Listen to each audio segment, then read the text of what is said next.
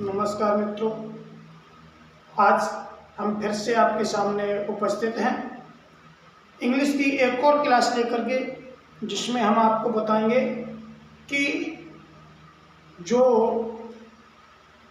सहायक क्रिया as R M बाज पर जो होती हैं उनके बाद में टू का प्रयोग कब और कैसे किया जाता है, तो उसके बारे में चर्चा करेंगे। तो आ जाइए मित्रों, देखते हैं यूज ऑफ क्या is to comma are to comma am to comma was to comma were to.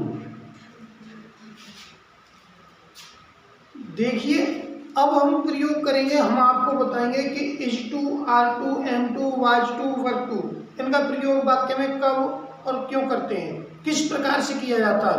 बड़ा ही सरल तरीका से देखते रहिए, आपको समझ में आशा करता हूँ जरूर आएगा।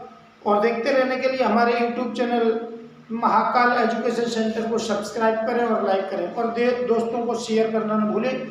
तो आइए देखते हैं। तो सबसे पहले हम is to, are to, am to, was to, were to, इनका प्रयोग कैसे और क्यों और कहाँ पर करेंगे, तो देखते हैं। सबसे पहले क्या है कि जब हम एक पॉइंट डालेंगे कि जब वाक्य में कर्ता का कोई इरादा या संकल्प प्रकट होता हो, जब वाक्य में कर्ता का कोई इरादा या संकल्प प्रकट होता हो, तब हम वहाँ पर is to, are to, am to, was to, were to इनका प्रयोग करते हैं। और समझने के लिए एक और तरीका, या फिर वाक्य में मुख्य क्रिया में नानी ने आए, वहां पर हम सहायक क्रिया इज, आर, एम, वाज, वर के बाद में टू का प्रयोग करते हैं। देखते हैं। तो सबसे पहले जो पहला पॉइंट है वो लिखते हैं। तो आइए, जब वाक्य में कर्ता का कोई इरादा या संकल्प प्रकट हो, कर्ता का कोई इरादा या संकल्प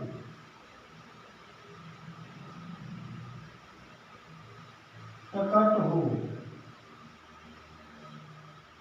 या फिर एक और पॉइंट समझने की बात है कि जब वाक्य में कर्ता का कोई इरादा या संकल्प प्रकट किया जा रहा हो, या फिर जो मुख्य क्रिया होती है वाक्य की उसमें नानी ने की ध्वनि हो, या दूसरा पॉइंट मुख्य क्रिया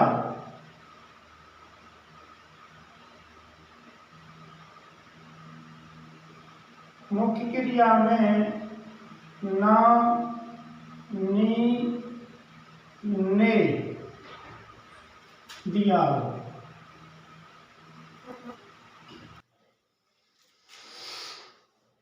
तो आगे देखते हैं।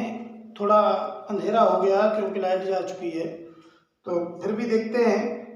तो वाक्य में नानी ने, वाक्य की मुख्य क्रिया में नानी ने दिया हो, तो हम वहाँ पर is to, are to, am to, was to, were to tense के हिसाब से वहाँ पर प्रयोग करते हैं। तो सबसे पहले क्या करेंगे, उसका एक रूल लिख लेंगे हम। सबसे पहले क्या है, सब्जेक्ट लगा लेंगे, उसके बाद जो बी वर्ब होती है, बी वर्ब आप समझ रहे हैं, पहले की वीडियो में मैंने बता चुका हूँ, पहले काफ़ी वीडियो में बताया है। बी वर्ब का मतलब इज, आर, एम, वाज, वर होता है। तो उसके बाद हम बी वर्ब लगा लेंगे, उसके बाद टू का प्रयोग करेंगे, उसके बाद में मेन वर्ब की फर्स्ट फॉर्म,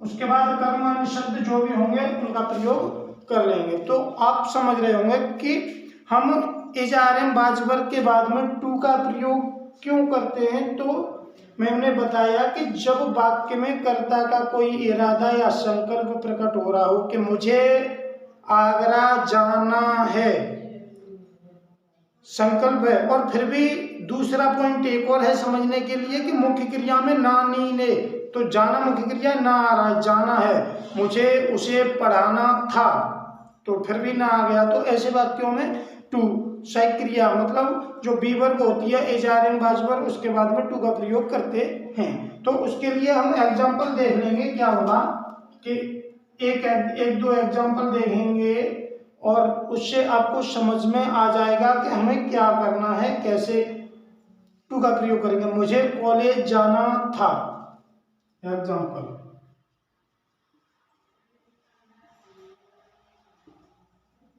मुझे कॉलेज जाना है या जाना था। राधा को खाना पकाना था।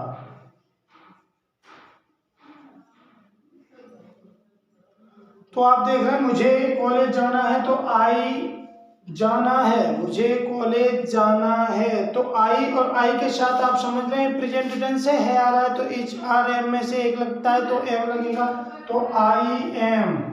अब टू लगा लेंगे, उसके बाद गो और जाना है तो टू कॉलेज, ये हो गया। दूसरी बात, राधा को खाना बनाना था, पास्ट टेंस है तो सबसे पहले कर्ता लगाएंगे, राधा सब्जेक्ट लग गया, उसके बाद बी वर्ब मतलब इजारे बाज वर्ब, तो था, राधा के हिसाब से था के लिए बाज, उसके बाद टू लगाएंगे, उसके बाद पकाने की तो कुक जानते हैं आप, कुक दा फूड। इस प्रकार से हम टू का प्रयोग करते हैं, H2R2 M2 वाज टू। अब अगर नेगेटिव वाक्य हो समझने के लिए, अगर कोई नेगेटिव वाक्य हो तो क्या करेंगे, नेगेटिव में क्या करेंगे कि जो नॉट होता है वो टू से पहले, नेगेटिव में टू से पहले बी वर्ब के बाद, बी वर्ब के बाद नोट लगाते हैं।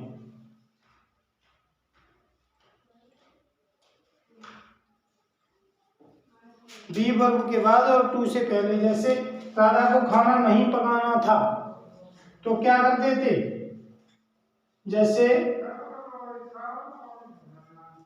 श्याम को बंसी नहीं बजानी है, तो नहीं आ गया इसमें, तो क्या होगा, सबसे पहले श्याम SHYAM, अब है इज, अब बी वर्ब आ गई इज, तो बी वर्ब के बाद और टू से पहले नोट का प्रयोग, तो यहाँ पर नोट लगाएंगे तब टू लगाएंगे, नोट टू। अब बजाने की तो रिंग होती है, आप लोग जानते हैं, रिंग द, बंसी की होती है फ्लूट, FLUTE। इस प्रकार से नेगेटिव हो जाएगा। इंट्रोगेटिव में कर्ता के बाद में नॉट का प्रयोग कर लेते हैं और टू से पहले, ये इतनी बात थी। इंट्रोगेटिव में क्या होगा कि बी वर्ब को सब्जेक्ट से पहले लगा लेते हैं, be verb is are am was verb, इसे सब्जेक्ट से पहले, उसके बाद सब्जेक्ट, उसके बाद में नोट, उसके बाद में टू लगाते हैं, तब मुख्य क्रिया की फर्स्ट फॉर्म। इस प्रकार से H2R2 M2 was to verb to का प्रयोग करते हैं। कहने का मतलब बी वर्ब के बाद में टू का प्रयोग करते हैं। कब, जब वाक्य में कर्ता का कोई संकल्प या इरादा प्रकट हो, या फिर मुख्य क्रिया में ना नीने की ध्वनि उत्पन्न हो रही हो, तो हम वहाँ पर बी वर्ब के बाद में टू का प्रयोग करते हैं। तो ये बहुत सिंपल सी बात थी, तो सभी लोग देखते रहेंगे, आगे मिलेंगे अगली वीडियो में, तब तक के लिए जय हिंद।